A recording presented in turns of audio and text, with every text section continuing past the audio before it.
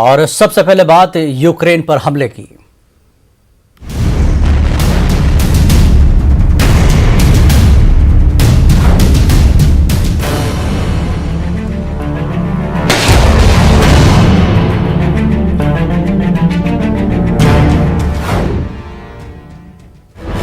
इस वक्त की बड़ी खबर आपको दे दें, यूक्रेन में फंसे हिंदुस्तानियों शहरियों को लाने का अमल तेज। यूक्रेन में फंसे हिंदुस्तानियों की वतन वापसी की तैयारी। यूक्रेन में मौजूद हिंदुस्तानी अफसर शहरियों को सरहद पर ला रहे हैं। आज रात 2 खुसूसी तैयारों के जरिए शहरियों को लाया जाएगा। जराए के हवाले से खबर, तो मोदी सरकार ने यूक्रेन में फंसे हिंदुस्तानी शहरियों को लाने का अमल तेज कर दिया है और वापसी की तैयारी जोरों शोर से जारी है। यूक्रेन में मौजूद हिंदुस्तानी अफसर शहरियों को सरहद पर ला रहे हैं और आज रात 2 खुसूसी तैयारों के जरिए शहरियों को लाया जाएगा।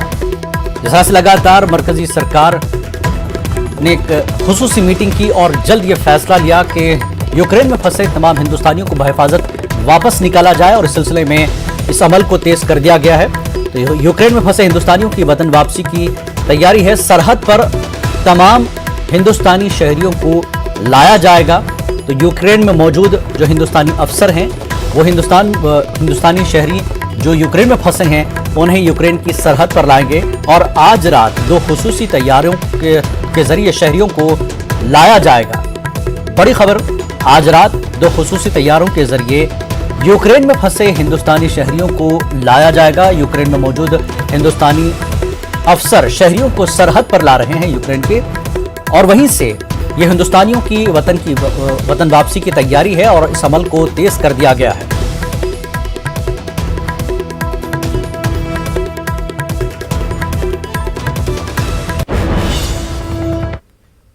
रूस की यूक्रेन पर दूसरे रोज भी बमबारी जारी है। यूक्रेन के दारुल-हुकूमत कीव का रूसी फौज ने मुहासरा कर लिया है और कीव में क्रूज और बैलिस्टिक मिसाइल मुसलसल दागे जा रहे हैं। यूक्रेनी फौज का कहना है कि रूस ने दारुल-हुकूमत कीव के रिहायशी इलाके में मिसाइल दागे, जबकि यूक्रेन के एयर डिफेंस निज़ाम ने रूसी फौज के 2 मौलिक हमलों को तबाह कर दिया है। यूक्रेनी हुक्काम ने कीव में रूसी तैयारा मार गिराने का दावा करते हुए कहा कि रूसी तैयारा दारुल-हुकूमत कीव के दारंस्की जिले में मार गिरा गया है। पहले रोज की जंग में यूक्रेन के 137 अफराद के हलाक होने की तस्दीक हुई है, जबकि बड़ी तादाद में लोग जख्मी भी हुए हैं।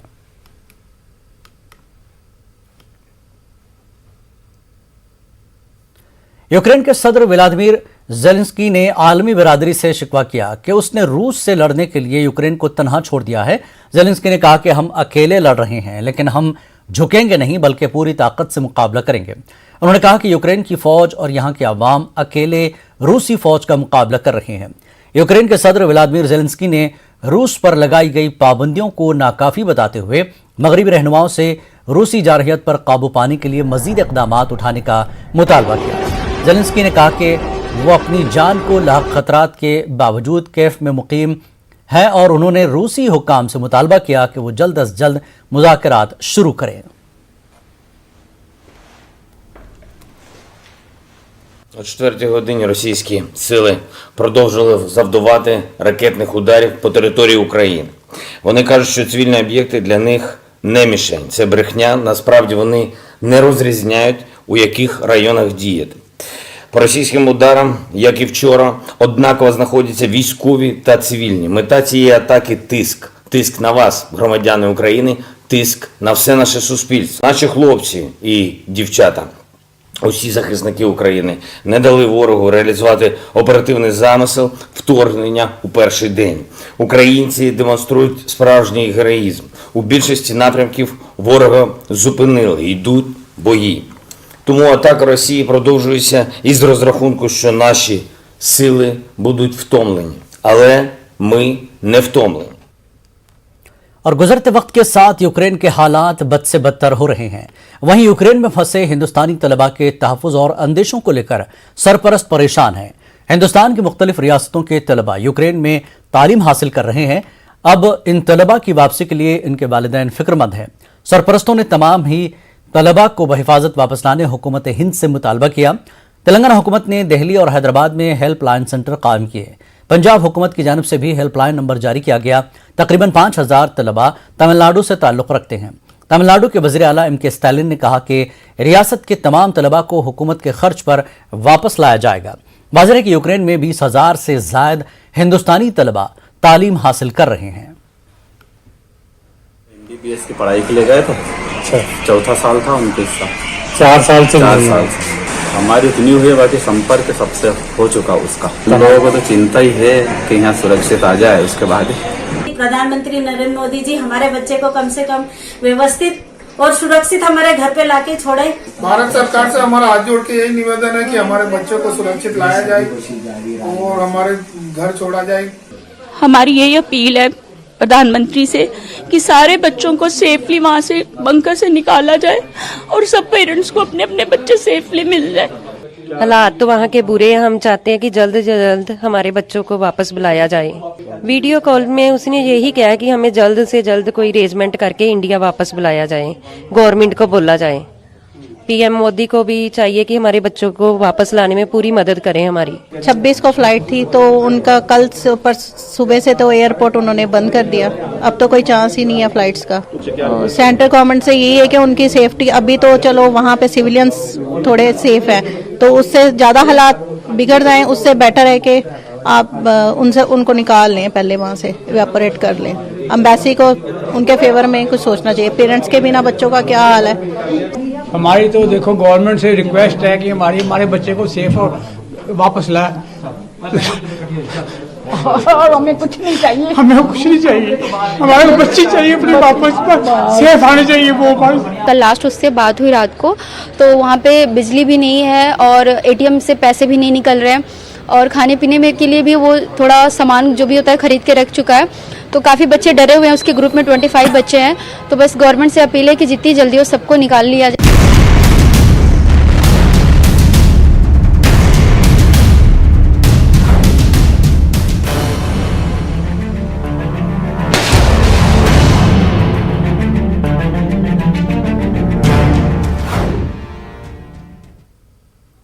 और अब खबर तबलीगी मरकज की। दिल्ली में तबलीगी जमात का मरकज जल्द खुल सकता है। DDMA के रहनुमा खतूत के तहत तबलीगी मरकज को खोला जा सकता है। दिल्ली हाईकोर्ट में समाअत के दौरान मरकज ने बात कही। शब बरात और रमजान के पेश नजर मरकज को खोलने की इजाजत मांगी गई है। सोचते हैं कि मरकज खुले, सबका कारोबार चले। यहाँ पर जितने भी लोग हैं सबके कारोबार बंद हो गए, सब परेशान हैं। तो मरकज खुलेगा और जमातें वगैरह आएंगी तो उससे दुकान, यहाँ पर जितने भी दुकानदार हैं सबके काम चलेंगे। यहाँ सब इस लोग सब परेशान हैं। अभी यहाँ पर किसी कोई काम नहीं चल रहा, कुछ नहीं है। दरगाह से थोड़ा बहुत काम चलता है, बस उससे थोड़ा बहुत खर्चा होता है, नहीं तो यहाँ पर तो सब कुछ बंद हो गया। यहाँ पर जब मरकज़ खुला हुआ था तो माशाल्लाह रौनक बहुत थी। रमज़ानों में शब रात पे 12 वफात पे और पब्लिक का काम ही चलता था। और आलिम दीन का मरकज़ है ये, और इसमें तबलीग का ही काम होता है, कोई गलत काम तो होता नहीं है। तो इसका खुलना ज़रूरी है। इसके खुलने से लोग भी आएंगे, लोगों का काम भी चलेगा, हमें भी खुशी होगी। अच्छी बात है कि दीन का काम हो रहा है, ये दीन का ही काम हो रहा है और कुछ काम नहीं हो रहा है इसके अंदर। ये खुलना चाहिए। मैं सबसे पहले स्वागत करता हूं भारतीय संविधान का। मोमिन होने के नाते मुझे अपने भारत पर गर्व है। परंतु इम्पोर्टेंट यह है, लॉकडाउन में किसी कारणवश मरकज़ को बंद कराया, वह प्रशासनिक सहयोग था। मैं उसके लिए और पूरा भारत देश, पूरा मुस्लिम समाज सहयोगात्मक है। आगामी समय में जो भी रूल हैं, जिस रूल्स के तहत हम ये चाहते हैं हमारे भाइयों को, हमारे भारत देश के भाइयों को, देशवासियों को मरकज़ हेतु जो भी धार्मिक स्थान है खोलने हेतु अनुमति शासन से आग्रह। धन्यवाद। जय हिंद, जय भारत। तबलीगी जमात के तर्जुमान और वकील शाहिद अली से हमारे नुमाइंदे ने बात की। तर्जुमान एडवोकेट शाहिद अली हमारे साथ मौजूद है। शाहिद साहब, कोर्ट का जिस तरह से ऑर्डर आया है कि इसमें स्टेटस रिपोर्ट दाखिल की जाए और जो गाइडलाइंस हैं उनके तहत खोला जाए, तो कैसे देखते हैं उसको? देखिए, सबसे पहले तो बहुत खुशी की बात है, मुबारकबाद की बात है कि जो हमारा सेंटर तबलीगी जमात का सेंटर बंद था पिछले 2 साल से, उम्मीद ये है कि इंशाल्लाह 1 हफ्ते में वो खुल जाएगा। ऑनरेबल हाई कोर्ट में मैटर पेंडिंग है और ऑनरेबल हाई कोर्ट ने स्टेटस रिपोर्ट मांगी है पुलिस से कि किस तरह से उसको खुलवाया जाए, किस तरह से DDMA गाइडलाइंस पूरी की जाए, क्योंकि इसमें सेंटर का भी वहाँ पर रिप्लाई आ चुका है। और अब आकर के तमाम चीज़ें ऐसी लग रही हैं कि इंशाल्लाह अब ये बहुत जल्द खुलने वाला है, खुल जाएगा। बड़े अफसोस की बात है अब तक नहीं खुला, देर आए दुरुस्त आए। अगर हम देखें तो दिल्ली में जिस तरीके से तमाम इबादतगाहें हैं वो पहले ही खुल चुकी हैं, बाज़ार खुल चुके हैं, तमाम चीज़ें हैं, फिर ये जो मरकज़ है इसमें क्या दिक्कत हो रही थी जिसकी वजह से नहीं खुल पा रहा था? देखिए, मरकज़ के ना खुलने में सिर्फ और सिर्फ एक दिक्कत थी, communalism, communal hatred against Muslims, और कुछ भी नहीं थी। जिस हेट्रेड की वजह से केस करवाया गया था, ये कहकर कि साहब तबलीगी जमात की वजह से कोरोना फैल रहा है, फिर तमाम ऑनरेबल कोर्ट्स की वर्डिक्ट उस पर आ गई, एक दो नहीं बहुत सारी आ गई, जिसमें यह कहा कि तबलीगी जमात का इसमें कोई रोल नहीं है और तबलीगी जमात से नहीं फैला। हमारे ऑनरेबल दिल्ली हाई कोर्ट की भी आ गई, आपके बॉम्बे हाई कोर्ट की भी आ गई, पंजाब पटना हाई कोर्ट की, बहुत सारे हाई कोर्ट्स की इसमें आ गई, दिल्ली की और बाकी कोर्ट्स की भी आ गई, ऑनरेबल सुप्रीम कोर्ट की भी इसमें बहुत सारी वर्डिक्ट्स आ गई। तो उसके बावजूद भी उसका बंद रहना, अभी आपको याद होगा ओमिक्रॉन में जब तमाम पाबंदियां लगी थी तब गुरुद्वारे में एक ये इनका त्योहार आ गया था हमारे सिख भाइयों का, तो यहां पर केजरीवाल साहब ने स्पेशली उसको खोलने की परमिशन दी कि साहब ये खुलेगा, लेकिन वहीं पर तबलीगी जमात को परमिशन नहीं दी गई या नहीं दी जा रही। तो इसके अलावा और इसका मतलब कोई नहीं है सिवाय इसके कि ये मुसलमानों से नफरत की पॉलिटिक्स के तहत इसको बंद किया गया। अब 4 तारीख को इस मामले की सुनवाई होनी है, आप लोग क्या उम्मीद कर रहे हैं कि पिछली बार भी जब रमज़ान और शब बारात का मौका आया था तो 50 लोगों को इजाज़त दी गई थी, अब फिर से इस मामले की समाअत है? इंशाल्लाह हक की जीत होगी, सच की जीत होगी, और हमें हमेशा से यकीन जुडिशरी पे भी रहा है, हमारा जो सिस्टम है एडमिनिस्ट्रेटिव सिस्टम है उस पर भी हमें यकीन है। कुछ लोग जो कम्युनल पॉलिटिक्स करते हैं उनकी बात अगर छोड़ दिया जाए तो अच्छे लोग हैं यहाँ पर, तो हमें पूरी उम्मीद है कि इंशाल्लाह सच की जीत होगी और हमारा मरकज़ दोबारा खुलेगा। कितने लोगों के लिए अब आप लोग परमिशन चाहते हैं कि कोरोना की गाइडलाइंस, क्योंकि डीडीएमए की गाइडलाइंस अभी भी दिल्ली में चल रही हैं? देखिए, डीडीएमए की जो गाइडलाइंस हैं उसके मुताबिक अब कोई रेस्ट्रिक्शंस ऐसी खास रह नहीं गई हैं, और हमें उम्मीद यह है कि जिस तरह से पहले मरकज़ खुला करता था उस तरह से मरकज़ खुलेगा। जो उनकी ज़रूरी गाइडलाइंस होंगी, जो भी कुछ होंगी उस वक्त तक, उनको इंशाल्लाह पूरा किया जाएगा। कैमरामैन फिरोजवानी के साथ खुर्रम शहजाद, न्यूज़ 18 दिल्ली। और मरकज़ के इसी मामले पर हमारे नुमाइंदे खुर्रम शहजाद ने वहां का जायजा लिया। तमाम इबादतगाहें खुल चुकी हैं, लेकिन तबलीगी जमात का मरकज़ अभी तक बंद है। तबलीगी जमात का जो मरकज़ है उसको बंगला वाली मस्जिद के नाम से जाना जाता है। हाल ही में दिल्ली हाई कोर्ट में इस मामले को लेकर समाअत हुई, दिल्ली वक्फ बोर्ड की तरफ से अर्जी दाखिल की गई थी। दिल्ली वक्फ बोर्ड की तरफ से जिस तरीके से पिछले साल शब बारात और रमज़ान के लिए इजाज़त मांगी गई थी, उसी तरीके से मरकज़ खोलने के लिए शब बारात और रमज़ान के लिए इजाज़त मांगी गई थी, जिस पर दिल्ली हाई कोर्ट ने मरकज़ी हुकूमत की तरफ से उनका मौक़िफ़ जाना। मरकज़ी हुकूमत की तरफ से ये कहा गया कि मरकज़ की जो इमारत है उसको डीडीएमए की जो गाइडलाइन है उनका पालन करते हुए उसको खोला जा सकता है। तो अब दिल्ली हाई कोर्ट की तरफ से निज़ामुद्दीन एसएचओ को एक स्टेटस रिपोर्ट दाखिल करनी है और ये बताना है कि किस तरीके से कितने लोग नमाज पढ़ सकते हैं, कितने लोग यहाँ तक आ सकते हैं। आपको मालूम होगा पिछले साल भी जब इजाज़त मांगी गई थी तो 50 लोगों को इजाज़त दी गई थी, लेकिन फिलहाल अभी जो अंदर के लोग हैं वही सिर्फ बंगला वाली मस्जिद में जा सकते हैं। इसके साथ मदरसा है, मस्जिद है, और तो जो तमाम चीज़ें हैं उनका डिमार्केशन पहले ही हो चुका है। तो 4 मार्च को इस मामले की अगली समाअत होनी है और उसमें स्टेटस रिपोर्ट दाखिल हो जाएगी। तो एक तरीके से देखा जाए इस मामले में न सिर्फ मरकज़ खुलने का इम्कान है पूरे तौर से, साथ ही साथ दिल्ली पुलिस की तरफ से जो यहाँ पर लगातार सिक्योरिटी लगाई गई है, दिल्ली पुलिस के लिए भी राहत की बात होगी कि उसका जो कंट्रोल है उसको जो यहाँ पर सिक्योरिटी लगाना पड़ती है वो यहाँ पर ख़त्म हो जाएगा। कैमरामैन फिरोज वानी के साथ खुर्रम शहजाद, न्यूज़ 18 दिल्ली। खबरों का सिलसिला जारी रहेगा एक ब्रेक के बाद। महाराष्ट्र के काबीना वजीर नवाब मलिक की गिरफ्तारी के खिलाफ महाविकास आघाड़ी में शामिल कांग्रेस, एनसीपी और शिवसेना तीनों पार्टियों के लीडर सड़कों पर आ गए हैं। औरंगाबाद के क्रांति चौक में सैकड़ों कारकुन व लीडरान एक रोजा धरने पर बैठे हैं। इन लीडरों का इल्जाम है कि बीजेपी हुकूमत इंतहाई घटिया सियासत पर उतर आई है और नजरियाती बुनियादों पर मुखालिफिन का मुकाबला करने के बजाय जांच एजेंसियों को हथियार के तौर पर इस्तेमाल कर रही हैं। इस धरने में वज़ीर आज़म नरेंद्र मोदी के खिलाफ जबरदस्त नारेबाजी की गई और मोदी को आरएसएस की कठपुतली बताया गया है। मुजाहिरीन ने नवाब मलिक की गैर मशरूत बाइज्जत रिहाई का मुतालबा किया।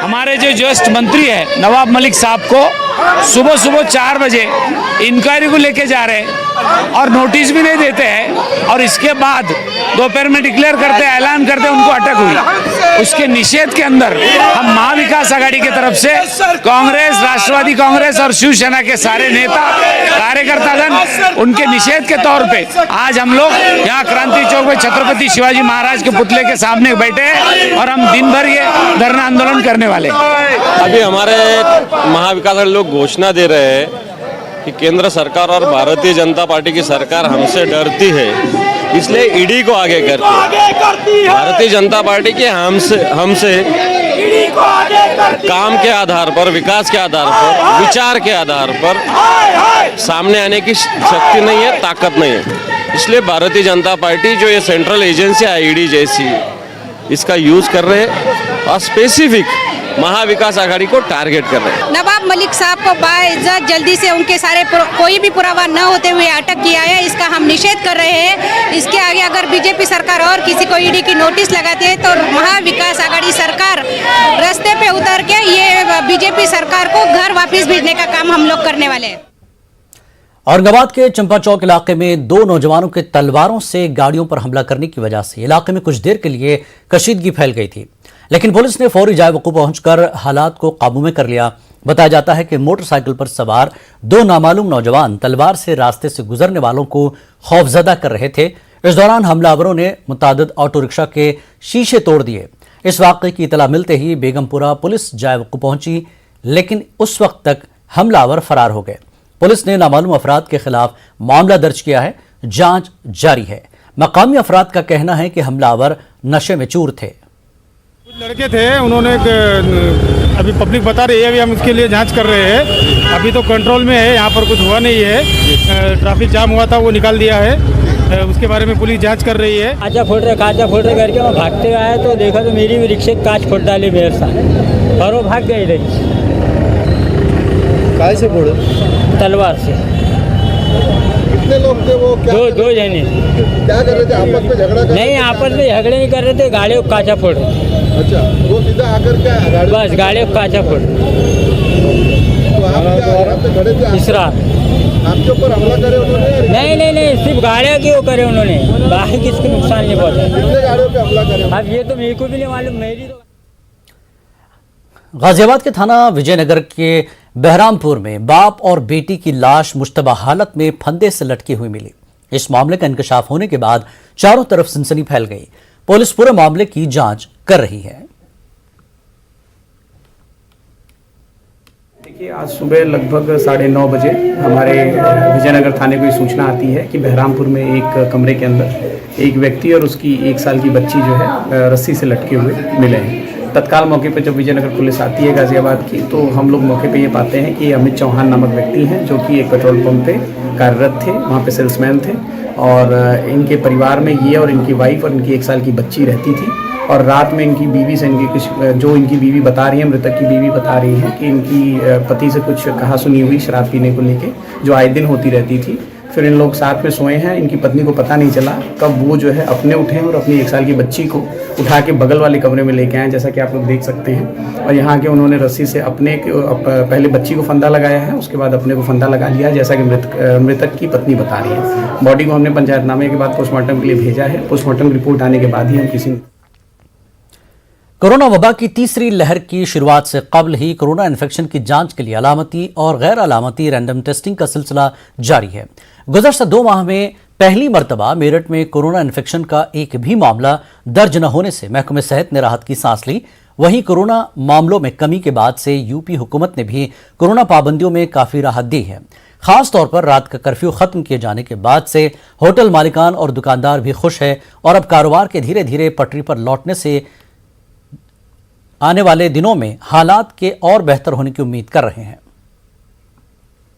कारोबार हमारा बिल्कुल ठप हो गया था। प्रशासन की तरफ से जो कर्फ्यू का ऐलान हुआ था 9-10 बजे तक जो है हम अपना रेस्टोरेंट बंद कर देते थे।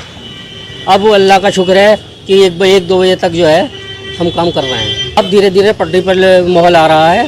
अब कोरोना का कोई ऐसा मसला नहीं है। देर रात तक हम काम कर रहे हैं, बहुत बढ़िया हो रहा है। रात में हमारी दुकानदारी हो गई थी, अब रात में बंद कर्फ्यू लग जावे था तो उसमें तो बहुत सारा नुकसान था। अब कर्फ्यू खुल गया है तो थोड़ी सी दुकानदारी बढ़ी है, 2-2 बजे तक 1-1 बजे तक दुकान खुलती है अब, तो थोड़ा सा काम भी बढ़ा है। और जब कर्फ्यू लग रहा था तो काम ही नहीं था क्योंकि रात की दुकानदारी थी, इसलिए अब बहुत खुशहाल है। पिछले कुछ दिनों से हम लोगों का जो कोरोना के केसेस थे सिंगल डिजिट में चल रहे थे और कल वो 0 हो गए। 0 होने का मतलब यह नहीं कि कोरोना ख़त्म हो गया, कोरोना अभी भी हमारे यहाँ मौजूद है। कब वो फ्लेयर अप कर जाए इसके लिए हम लोगों को अपनी सावधानी बरतनी पड़ेगी। हम लोगों को अपने आप को प्रिकॉशन में रखते हुए मास्क भी लगाना है, सोशल डिस्टेंसिंग भी रखना है और सबसे इम्पोर्टेंट वैक्सीनेट कराना है। वैक्सीन की इस तृतीय लहर के अंदर एक बहुत इम्पोर्टेंट भूमिका रही है। आपने देखा होगा कि इस बार हॉस्पिटल के अंदर एडमिशन्स ना के बराबर रहे और आप ये देखिए इसी इन्फेक्शन से विदेशों में लोगों की अभी भी मौत हो रही है और लोग बाग हॉस्पिटल के अंदर काफ़ी एडमिट हो रहे हैं विदेशों में। राजधानी भोपाल की तारीखी शाहजहानी ईदगाह की खस्ता हाली को दूर करने के लिए मध्य प्रदेश जमीयत उलमा ने तहरीक शुरू कर दी है। जमीयत उलमा के अराकीन ने मध्य प्रदेश वक्फ बोर्ड और औकाफ आम्मा को मेमोरेंडम पेश करके तारीखी ईदगाह की गिरती दीवारों की मरम्मत करने और उसमें फैली हुई गंदगी को दूर करने का मुतालबा किया। वाज़ेह कि कोरोना वबा के सबब गुज़श्ता 2 सालों से ईदैन की नमाज तारीखी ईदगाह में अदा नहीं की गई है। ईदैन की नमाज अदा नहीं होने और कोरोना के सबब वक्फ बोर्ड और औकाफ आम्मा के जिम्मेदारों ने भी इस जानिब जाकर देखने की जहमत नहीं की। वाज़ेह कि भोपाल की तारीखी शाहजहानी ईदगाह को भोपाल की तीसरी खातून फरमारवा नवाब शाहजहां बेगम ने 1884 में तामीर करवाया था। नवाब शाहजहां बेगम के जरिए ही भोपाल में एशिया की बड़ी मस्जिद ताजुल मसाजिद की भी तामीर की गई थी। इस मौके पर हमारे नुमाइंदे मेहताब आलम ने जमीयत उलमा के जिम्मेदारान से खास बातचीत की है। कोरोना कहर के सबब मध्य प्रदेश के बहुत सारे शहरों में, राजधानी भोपाल की बात करें तो ईदैन की नमाज ईदगाह में नहीं हो सकी और ईदैन की नमाज अगर पाबंदियों के सबब नहीं हुई तो लोगों ने ईदगाह की तरफ जाकर देखना भी गवारा नहीं समझा। हमारे पीछे तारीखी ईदगाह है, आप देख सकते हैं कि उसकी हालत क्या है। यहाँ पर जमीयत उलमा के जिम्मेदारान ने इस मामले को लेकर वक्फ बोर्ड को मेमोरेंडम भी पेश किया है। आइए उनसे जानते हैं आपने क्या मेमोरेंडम में मुतालबा किया।